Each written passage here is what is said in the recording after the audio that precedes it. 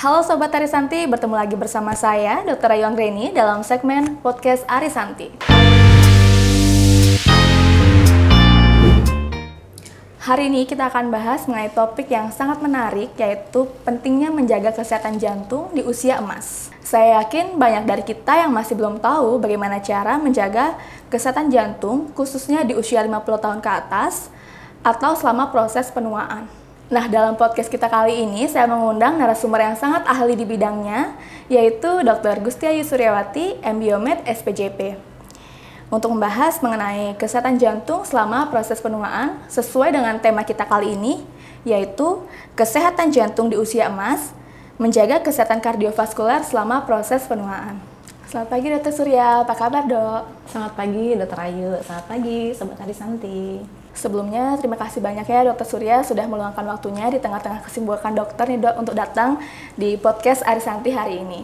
Hari ini kita akan bahas mengenai kesehatan jantung selama proses penuaan ya dok ya. Nah, untuk membuka diskusi, mungkin Dr. Surya bisa jelaskan kepada Sobat Arisanti yang menonton podcast kita hari ini. Mungkin yang pertama dokter bisa jelaskan mengenai perubahan apa saja yang terjadi pada jantung selama proses penuaan.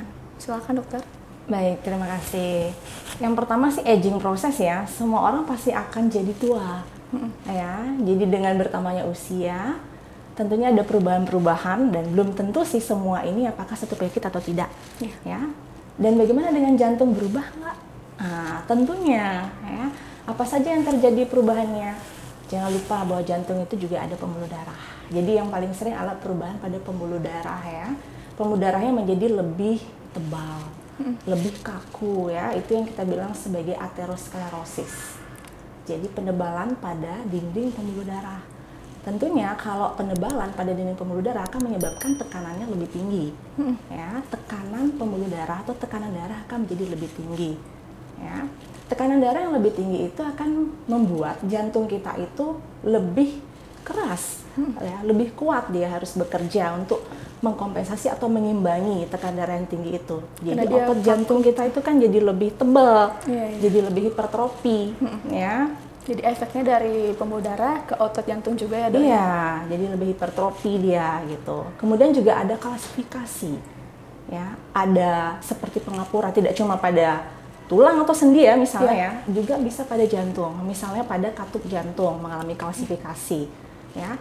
Atau penggantian yang tadinya jaringan otot yang elastis oleh jaringan ikat, ya, yang sifatnya lebih kaku, ya, sehingga jantung juga kehilangan kemampuan elastisitasnya, karena jantung itu kan mompa, relaksasi, nah itu. Itu berubah dengan peningkatan usia. Iya dok. Jadi dari pembuluh darahnya, kemudian ototnya, kemudian katup jantung juga ya dok ya mengalami kalsifikasi gitu ya dok ya. Oke, selain itu dok, mungkin bisa dokter jelaskan apa saja dok langkah-langkah yang dapat saya ambil untuk menjaga kesehatan jantung selama proses penuaan dokter? Iya, ini mau biar nggak tua? Jadi ini pertanyaan atau yang mau biar ya, jantungnya juga sehat? Ya, jadi apa? Ya prinsipnya sih semua harus diterapkan ya, menerapkan pola hidup sehat ya untuk mencegah atau untuk mengendalikan ya, jadi supaya tidak terjadi semuanya, ataupun misalnya kalau sudah terjadi diperlambat ya, memperlambat proses aterosklerosis, yaitu prinsipnya. Dengan apa? Ya tentunya dengan pola hidup yang sehat, yang bagaimana? Ya dari makanan ya, makanannya yang seimbang ya, makanannya yang rendah garam ya, jadi ada intake garam yang dianjurkan adalah kurang dari 2 gram. Kurang dari 2 gram? Iya, jadi kurang dari 1 sendok teh. Itu selama berapa? 1 hari ya, 1 hari ya. Kemudian untuk intake protein biasanya kalau pada orang tua, dia kan jaringan ototnya lebih atau berkurang dengan meningkatnya umur ya. Jadi dia berkurang massa ototnya. Jadi orang tua juga perlu protein. Ya, protein, perlu juga kalsium, ya, perlu vitamin D, perlu vitamin B, ya, itu dari segi makanan, ya. Dan juga ada yang namanya lemak tidak jenuh, ya, itu yang dikatakan baik untuk memelihara pembuluh darah, ya, dan juga bisa menurunkan kejadian penyakit kardiovaskular. Itu kok dari makanan ya, gitu. Tentunya juga banyak dari sisi yang lain, tidak cuma makanan saja, aktivitas juga. Jangan kalau sudah merasa tua kita diem aja, Sedentary lifestyle itu tidak baik, jadi jangan mager ya. Jadi harus tetap aktif meskipun usianya tetap bertambah ya. Aktivitas fisik sehari-hari dan juga olahraga. Olahraga sangat dianjurkan, ya, olahraga rutin, ya misalnya minimal 3-4 atau yang bagus tuh 5 kali. 5 kali seminggu ya. Sekarang agak susah ya Dok ya. Orang Tapi tua. kalau orang tua udah lansia kan udah pensiun, jadi waktu dia sebenarnya lebih banyak. Lebih banyak dia bisa mengurus dirinya, gitu kan. Itu 5 kali itu minimal ya Dok ya? Minimal 5 kali. Ya lebih sering lebih bagus ya, rata-rata ya gitu, 3-5 kali 30 menit itu. Itu dikatakan memang bisa juga menurunkan tekanan darah pada mereka yang rajin berolahraga. Dari segi aktivitas sama makanan. Yang lain dari segi mengontrol stres. Ya, siapa sih yang nggak stres? Sekarang orang muda juga mulai ada ya. Siapa sih yang nggak stres? Jadi ya mengontrol stres ya, lebih relaks ya. Bisa ngobrol juga dengan orang-orang dekat ya. Jadi itu untuk mengimbangi ya, melakukan olahraga. Dan tadi di samping juga dia juga bisa menyebabkan orang itu jadi lebih happy. Ya kalau olahraga dia biasanya happy, jadi kan lebih baik untuk kesehatan dia. Gitu. Dari keluarga juga harus mendukung ya Dok ya, untuk mengelola faktor stres juga, ngajakin olahraga biar lebih semangat. Iya, kalau sendiri mungkin lama-lama berhenti olahraganya ya, mungkin perlu teman ya orang-orang tua itu ya. Oke. Jadi langkah-langkahnya tetap lifestyle yang bagus ya Dok, dari segi makanan juga, kurangi garam, terus protein juga, lemak jenuh juga diperhatikan ya Dok ya. Kemudian bisa melakukan aktivitas fisik juga, 3-5 kali ya Dok ya, seminggu. Kalau bisa lebih sering lebih bagus juga. Kemudian mengelola faktor stres ya Dok ya.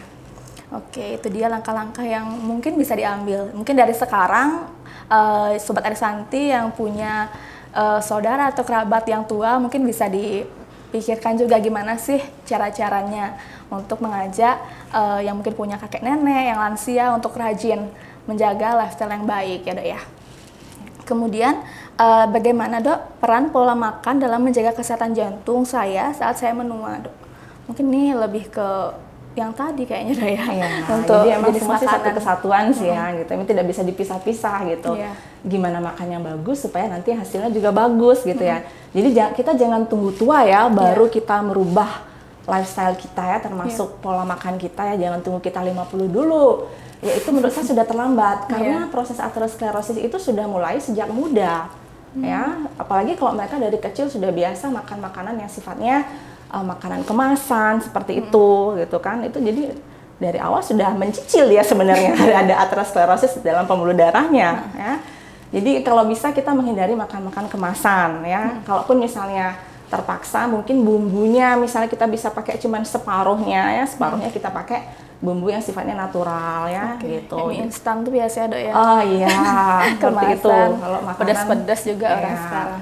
Lebih banyak makanan buah-buahan dan sayur-sayuran itu memang selalu ya jangan jadi kalau dalam satu piring itu bukan nasinya yang banyak, sayurnya cuma sepertiga enggak. Jadi satu piring itu ya sama sepertiga nasi, sepertiga lauk, sepertiga sayur itu ya harus lebih sering dan lebih banyak.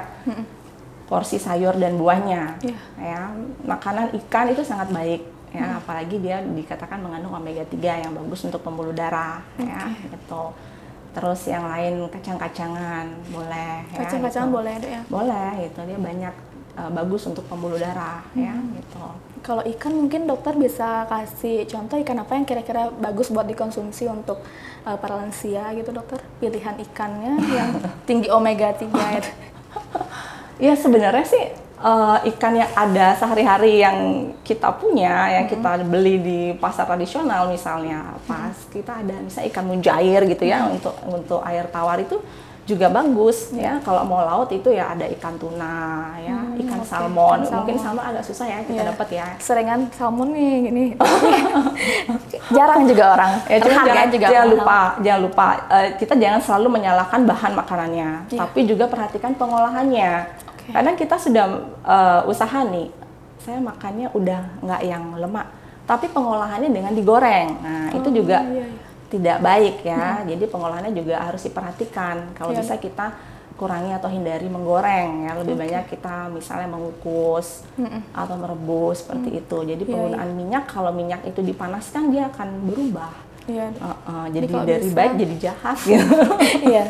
Jadi kalau bisa dikukus atau direbus gitu ya, Dok ya. Iya, pepes misalnya kan seperti itu. Mungkin kalau misalkan udah bosen kayak di beberapa hari dikurangi makan yang berminyak gitu, udah gorengan, tapi seandainya bosen, boleh nggak, Dok, misalkan digoreng mungkin diganti minyaknya Bisa. jadi minyak yang Ya, lebih misalnya jenuh. minyak yang lebih sehat lah ya gitu ya. Mungkin kita bisa lihat kalau kita beli minyak, kita lihat tuh di belakangnya ya. Oh, kandungan lemak kolesterolnya berapa gitu ya. Mungkin di sekarang udah belakang banyak kemasannya. minyak-minyak yang lain ya, ada minyak canola ya, ada minyak biji bunga matahari atau zaitun. Tapi mereka tuh sebenarnya punya titik didih yang tidak sama gitu ya. Jadi tidak semua minyak itu bisa diperlakukan sama gitu, karena titik didihnya nggak sama. Oke. Ya, tapi bisa untuk alternatif. Iya, jadi tipsnya dilihat di belakangnya deh, di kemasannya kalau misalkan mau beli minyak, supaya nanti bisa pemilihannya lebih bagus lagi, nggak terlalu tinggi lemak jenuhnya gitu deh. Oke. Kemudian dokter, ini ada yang nanya juga, apakah latihan fisik masih penting untuk menjaga kesehatan jantung di saat saya menua? Jika iya, apa jenis latihan yang disarankan, dokter? Mungkin latihan fisiknya, spesifiknya seperti apa? Iya. Jadi kalau latihan fisik kan kita setiap melakukan sesuatu tuh harus tahu tujuan ya. Untuk apa sih saya olahraga repot-repot? Apa sih tujuannya? Emang seberapa ya? Jadi tujuan kita melakukan aktivitas fisik atau olahraga itu, satu, dia bisa menurunkan tekanan darah. Ya, jadi mengontrol tekanan darah supaya kita, satu, untuk yang belum hipertensi supaya nggak hipertensi ya. Terus dia juga baik terutama untuk yang orang tua kan sering mengalami masalah muskuloskeletal ya, suka ngilu-ngilu lah gitu ya. Itu juga olahraga dianjurkan untuk mengurangi nyeri-nyeri otot ya, nyeri-nyeri sendi kayak gitu ya. Terus juga dia bisa bikin kita happy ya, biasanya rilis endorfin ya, itu bagus untuk peredaran darah, pembuluh darah, jadi bikin kita lebih sehat. Nah, dari segi tujuan. Terus kalau dari segi aktivitas yang seperti apa ya, ada exercise yang sifatnya aerobik. Ya, aerobik seperti kayak jalan cepat. Kalau masih bisa lari kecil misalnya silakan. Kalau udah nggak bisa lari misalnya jalan atau bersepeda, mungkin tidak perlu yang yang nggak jauh-jauh banget itu. Iya, jangan terlalu jauh atau jalan yang terlalu nanjak gitu ya, disesuaikan dengan kemampuan ya. At least kita harus berolahraga. Ya, berapa frekuensinya diperhatikan tadi ya, antara 3 sampai 5 kali seminggu. 30 menit aja cukup, yang penting konsisten. Terus ada juga tuh olahraga yang sifatnya kekuatan otot. Ya, karena massa otot pada orang yang lebih tua itu lebih cenderung menurun. Ya, jadi boleh misalnya dia melakukan olahraga yang sifatnya untuk menguatkan ototnya. Di samping itu juga memperkuat sendi ya, dan bisa memperbaiki bentuk tubuh dia juga kan, yang biar nggak bongkok kan. Iya. Terus ada juga olahraga yang sifatnya untuk melatih fleksibilitas. Ya, misalnya seperti yoga, seperti itu. Jadi macamnya banyak, nggak cuma harus satu aja gitu. Misalnya mereka yang disesuaikan lah, dia yang lututnya sakit, dia nggak boleh olahraga ya, mungkin dia pakai senam yang modelnya yang seperti apa gitu, disesuaikan, tapi tetap harus berolahraga. Jadi nggak hanya satu gerakan aja ya, Dok ya, kan kalau misalkan saya lihat di iklan lari jalan santai minimal berapa langkah sehari itu misalnya 1000 langkah sehari, tapi ternyata sepeda pun bisa ya, Dok ya, sepeda bisa, lari kecil bisa, yoga atau angkat beban mungkin ada ya untuk yang ringan-ringan ya, disesuaikan ya dengan kemampuan ya, karena kadang-kadang kalau hujan menjadi alasan orang untuk tidak olahraga gitu biasanya.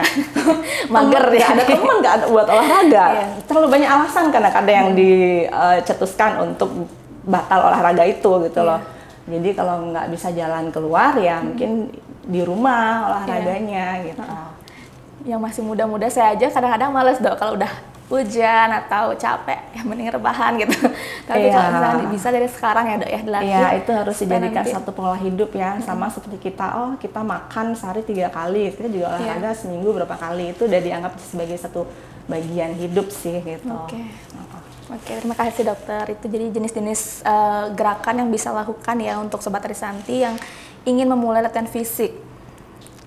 Kemudian dokter, untuk pertanyaan berikutnya, Apa faktor resiko penyakit jantung yang lebih umum dialami oleh orang-orang yang menua, dan bagaimana cara mengurangi faktor resiko tersebut, dokter? Baik, faktor resiko penyakit jantung banyak ya. Antara lain ada hipertensi, tekanan darah tinggi, ya, terus ada kolesterol yang tinggi, ya, asam urat yang tinggi, ya. Jadi faktor resikonya banyak. Ada inflamasi yang kronis misalnya, ya, gitu. Yang paling sering ya hipertensi itu, ya, karena pembuluh darahnya kaku, tekanan darahnya menjadi lebih tinggi. Kadang orang bilang, kan orang tua emang wajar tekanan darahnya lebih tinggi gitu. Iya memang, tapi kan itu tidak baik untuk kardiovaskular, karena tekanan darah yang dibiarkan tinggi itu komplikasinya yang ditakutkan, ya. Apakah bisa terjadi stroke, bisa terjadi serangan jantung seperti itu, ya, atau minimal misalnya pegel-pegel gitu kaki. Kadang mereka meremehkan itu, padahal itu adalah satu ciri-ciri penyakit pada pembuluh darah, ya. Pada orang tua itu sering kakinya misalnya pegel atau gampang kram seperti itu, dia bisa karena pembuluh darahnya sudah mulai menebal, aliran darahnya menjadi berkurang, ya, sehingga timbul nyeri-nyeri otot seperti itu. Nah, itu jadi faktor resiko yang sering hipertensi, ya. Berapa tekanan darah yang normal, ya? Kalau orang tua jangan bilang 150 itu normal, ya, jadi ya tetap, ya, kalau di atas 140/90 itu kita bilang dia sudah hipertensi. Targetnya tetap di bawah itu. Itu. Tadi apa ya? Menjaga, menghindari. Cara mengurangi faktor resiko itu. Ya, kembali lagi pola hidup terus bolak-balik itu terus, memang pola hidup yang baik, pola hidup yang sehat, ya. Jadi kalau misalnya kita lihat banyak layanan masyarakat, ada yang bilang dengan cerdik, dengan patuh, ya, itu semua prinsipnya cuma dari pola hidup sehat aja, ya. Makan yang sehat bagaimana, mengatur diet bagaimana, ya. Menjaga berat badan ideal juga, ya. Ada BMI namanya Body Mass Index, ya. Jadi dianjurkan kurang dari 25, ya, lingkar perut, ya, lingkar perut atau lingkar pinggang, ya. Kadang kalau terlalu gemuk nggak punya pinggang, ya. Di bawah 90 kalau laki-laki, di bawah 80 kalau perempuan, ya. Ya, itu harus dijaga, ya. Jadi kalau untuk mengukur body mass index boleh kayak rutin kontrol mungkin, dokter? Ya, kita sebenarnya bisa mengukur sendiri di rumah, karena itu kan berat badan, ya, dan tinggi badan kuadrat itu berapa gitu, kita bisa ukur sendiri. Lingkar pinggang juga kita bisa ukur sendiri. Ya. Jadi pentingnya menjaga lifestyle aja sebenarnya kuncinya, ya, dok, ya? Ya, dan ingat kenali profil badan kita. Kenali profil badan kita masing-masing. Jadi kita ini di seberapa sih posisi kita? Apakah kita berada di kategori yang sehat atau kategori yang berisiko tinggi? Ya, misalnya kita tekanan darah kita sudah mulai naik nih. Waduh, saya ternyata udah mulai hipertensi nih. Jadi apa yang saya lakukan? Gitu kan? Apa yang saya harus kerjakan supaya tidak bablas seperti itu, ya? Oh, saya berat badannya sekian gitu loh, ya. Dan jangan lupa juga mengecek kadar lemak kita berapa, kadar gula darah kita berapa, kadar asam urat seperti itu. Itu memang harus kita kerjakan, apalagi misal usia sudah 50, ya, supaya kita tahu profil kesehatan kita sendiri. Kalau kita ngerasa, saya nggak pernah sakit apa, tapi tiba-tiba heart attack, seperti itu bukan jarang, ya, itu ya. Mungkin karena nggak pernah ngecek kesehatan juga, ya. Jangan lupa dicek, karena faktor resikonya banyak. Oh, dia orangnya happy-happy, ketawa-ketawa, lucu lagi kayak gitu misalnya, kan gitu. Tapi kok tiba-tiba dia nyeri dada, serangan jantung seperti itu. Jangan lupa dicek. Jadi kita tahu profil kesehatan kita tuh seberapa. Mungkin pertanyaan selanjutnya, Dok, apa pentingnya memeriksakan kesehatan jantung secara teratur saat saya menua, dan pemeriksaannya meliputi apa saja? Ya, tentunya penting, ya, supaya kita tahu profil kita, ya. Kesehatan jantung kita ini berada di batas mana, apakah jantung saya itu sehat ataukah sudah mulai berisiko, ya, supaya kita tahu aware, ya, apa saja pemeriksaan jantung itu, ya. Pertama yang paling gampang tekanan darah, ya, itu pun juga bisa dikerjakan di rumah, karena banyak yang sudah dijual itu alat mengukur tensi yang digital, itu bisa cek sendiri. Timbang berat badan juga bisa timbang sendiri, ya, lingkar pinggang, lingkar perut itu bisa diukur sendiri, itu yang simple-simple yang bisa dikerjakan sendiri, ya. Yang lain, ya, kita bisa melakukan medical check up seperti laboratorium, ya, yang tadi saya sebutkan itu untuk mengecek faktor resiko, berapa kolesterol saya, gula saya, asam urat saya berapa, ya. Terus ada juga pemeriksaan namanya rekam jantung, ya, atau elektro. kardiografi ya gitu, yang dipasang alat di dada untuk kita lihat irama jantung kita ya, heart rate kita ya. Walaupun kita sebenarnya bisa sih mengecek nadi kita juga sendiri ya. Itu untuk kita tahu baseline gambaran EKG kita seperti apa. Oke, mungkin pertanyaan selanjutnya Dok, apakah ada obat-obat wajib yang harus dikonsumsi jangka panjang Dok terkait penyakit jantung? Ya, jadi obat itu tergantung dari pasien itu punya faktor resiko apa ya. Misalnya dia punya faktor resiko hipertensi, ya tentunya dia wajib minum obat. Cuman kadang banyak yang gini, oh tensi saya kan sudah normal ya, 120, 130, stop minum obat. Nah, seperti itu. Harusnya jadi, tetap ya? Iya, harus tetap ya. Jadi tensi itu dikontrol seumur hidup. Minum obat tensi juga seumur hidup ya. Jadi dia kalau emang sudah terkontrol dengan obat A, dengan dosis A ya, jadi itu harus dilanjutkan. Seterusnya ya. Ada juga obat-obat lain yang juga untuk mengontrol faktor resiko, misalnya dia punya selain hipertensi punya kolesterol yang tinggi misalnya, itu juga dikonsumsi obatnya ya. Asam urat juga ada obatnya gitu. Jadi tetap rutin minum obat sesuai dengan anjuran dokter gitu. Gula juga ya, jangan lupa ya, gula darah ya, faktor resikonya Dok ya.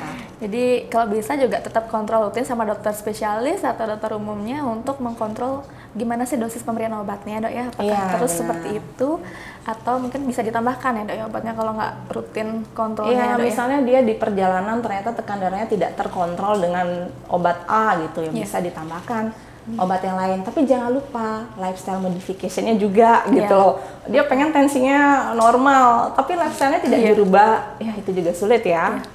Tetap makan yang tinggi garam, tinggi lemak juga susah juga ya. Nggak hanya dari obat, tapi lifestyle yang penting juga yang utama ya. Oke, mungkin pertanyaan selanjutnya Dok, apakah ada makanan atau suplemen tertentu yang dapat membantu menjaga kesehatan jantung saya saat saya menua Dok? Ya, jadi tabungannya harus dari muda ya. Jangan udah 50 baru kita, aduh saya mau minum apa ya sekarang. Jadi emang sedari awal itu pola hidup itu terus itu aja gitu ya, konsisten itu aja gitu. Terus kalau untuk tambahan ya boleh, misalnya kadang kita juga makan kita tuh tidak seimbang ya, tidak terus kita seratnya cukup, vitaminnya cukup, kalsiumnya cukup gitu ya. Itu kadang nggak balance juga. Jadi boleh ditambahkan suplemen yang mengandung misalnya kalsium ya, vitamin-vitamin ya, ataupun misalnya kayak omega 3 ya, itu boleh, silahkan saja ya. Atau antioksidan ya. Vitamin E biasanya kaya akan antioksidan. Jadi supaya aging prosesnya agak lambat lah ya gitu. Jadi tetap harus kalau bisa konsultasi dulu ya Dok sebelum mengkonsumsi yang seperti itu ya Dok ya. Takutnya nanti sembarangan beli atau apa ya Dok ya. Oke. Kemudian selanjutnya bagaimana cara mengurangi stres dan meningkatkan kesehatan mental saya sebagai bagian dari menjaga kesehatan jantung saat saya menua Dokter? Ya tentunya stres dengan kesehatan jantung itu memang agak sulit dipisahkan. Ya misalnya dia sakit jantung dulu dia stres, ya kan banyak yang gitu, dia tahu dia sakit jantung, aduh saya seumur hidup harus minum obat, stres lah gitu. Atau kebalik, karena dia stres, jadinya ada efeknya misalnya ke jantung, misalnya dia stres depresi misalnya atau apa, menjadi dia larinya misalnya ke minuman, ke alkohol seperti itu ya. Jadi tidak menjaga gaya hidupnya dengan sehat ya, sembarangan gitu. Itu nanti kan jatuhnya ke penyakit jantung ya, misalnya jadi hipertensi dulu atau sklerosis dulu gitu ya. Atau kebalik ya, udah sakit jantung terus stres ya. Jadi emang itu harus dikelola ya, dikelola. Jadi dengan relaksasi misalnya, dengan ngobrol dengan orang-orang yang dekat gitu misalnya ya. Jadi itu memang harus jadi satu kesatuan. Atau kadang-kadang orang gini, aduh saya nyeri dada terus nih, masih muda. Padahal dia ternyata nggak sakit jantung, tapi dia stres gitu. Atau untuk mencari perhatian juga kadang-kadang. Ya kan itu. Banyak yang kayak gitu ya Dok ya. Ada. Ternyata dia baik-baik aja, cuman dia merasa dirinya sakit berarti Dok ya. Jadi kuncinya adalah tetap relaksasi, coba dikomunikasikan ya, cari orang yang bisa diajak untuk ngobrol gitu ya Dok ya. Iya, dan gaya hidup. Iya. Itu yang agak berat juga orang zaman sekarang. Oke, selanjutnya dok, ini untuk pertanyaan terakhir dokter. Apa yang harus saya lakukan jika saya mengalami gejala yang mengkhawatirkan terkait kesehatan jantung saat saya menua, dokter? Ya, ini yang mengkhawatirkan ya. Ya soalnya kalau gejala kan dari ringan ataupun dari asimptomatis ya, ringan, sedang sampai yang berat gitu. Kalau misalnya aterosklerosis itu biasanya nggak ada gejala. Oke. Sudah hipertensi misalnya kadang-kadang sakit kepala misalnya seperti itu ya, atau pegel-pegel misalnya badannya, atau gampang lemes, gampang sesak. Tapi kalau yang sampai yang mengkhawatirkan seperti misalnya nyeri dada, nyeri dada yang bermakna ya, sampai keluar keringat dingin ya, terus sampai mau pingsan atau bahkan sudah pingsan gitu ya. Nah kalau misalnya terjadi seperti itu dan orang ini seandainya memang dia sudah pasien jantung ya, misalnya dia nyeri dada di rumah, tentunya dia tinggal mengkonsumsi obat ya, yang dia memang harus sudah rutin minum ya, dan bila kalau ada nyeri dada ada obat nitrat yang namanya yang dihisap taruh di bawah lidah. Tapi kalau misalnya sampai mengkhawatirkan, sampai tidak sadar, seandainya apa yang harus dikerjakan gitu ya. Nah ini juga sudah banyak sebenarnya edukasi ke orang awam tentang BHD ya, bantuan hidup dasar ya. Jadi kita cek apakah dia ini masih ada nadi atau enggak, masih ada nafas atau enggak, ini nggak sadarnya ini gitu loh. Kalau nggak ada nadi, nggak ada nafas, kita harus kompresi, lakukan pijat jantung luar ya gitu, seperti yang banyak udah ada di media-media ya, seperti itu. Jadi kompresi dengan cepat dan dalam ya, 100 sampai 120 kali dalam 1 menit ya, 30 kompresi, kasih 2 kali bantuan nafas sambil kita mencari pertolongan. Tentunya kita tidak bisa Sendiri. Iya, ya gitu ya. Syukur-syukur kalau misalnya dia langsung bangun setelah kita lakukan BHD ya gitu. Itu yang paling mengkhawatirkan. Ya. Sampai tidak sadarkan diri ya dok ya. Misalnya itu. Udah parah berarti itu sakitnya. Mungkin dia juga nggak pernah ngecekin mungkin kesehatannya. Ya itu karena dia mungkin tidak menyadari profil kesehatan dia. Ya, dia merasa saya baik-baik saja gitu kan, tapi tidak pernah tahu profilnya dia seberapa. Jangan-jangan memang kolesterolnya sudah tinggi atau gulanya sudah tinggi gitu ya. Jadi dia jatuh dalam kondisi yang paling mengkhawatirkan. Jadi supaya tidak seperti itu tentunya kita harus tahu profil kesehatan kita ya. Jadi pertama ya tetap kenali gejalanya, kalau emang udah punya obat rutin konsumsi, kalau misalkan belum dan itu parah ya, kalau bisa kita sebagai orang awam bisa BHD ya deh ya. Banyak video-video di YouTube juga yang bisa dipelajari ya. Nanti bawa ke rumah sakit juga ya, untuk penanganan lebih lanjutnya dok ya. Sekali lagi terima kasih banyak Dr. Suryawati untuk podcast kita hari ini. Bagi Sobat Arisanti, yuk sebarkan informasi kesehatan ini karena sharing is caring. Jadi semakin banyak yang teredukasi, semakin banyak pula yang tertolong. Saya Dr. Ayu Anggreni dan juga Dr. Suryawati pamit undur diri dan sampai jumpa di podcast kita berikutnya.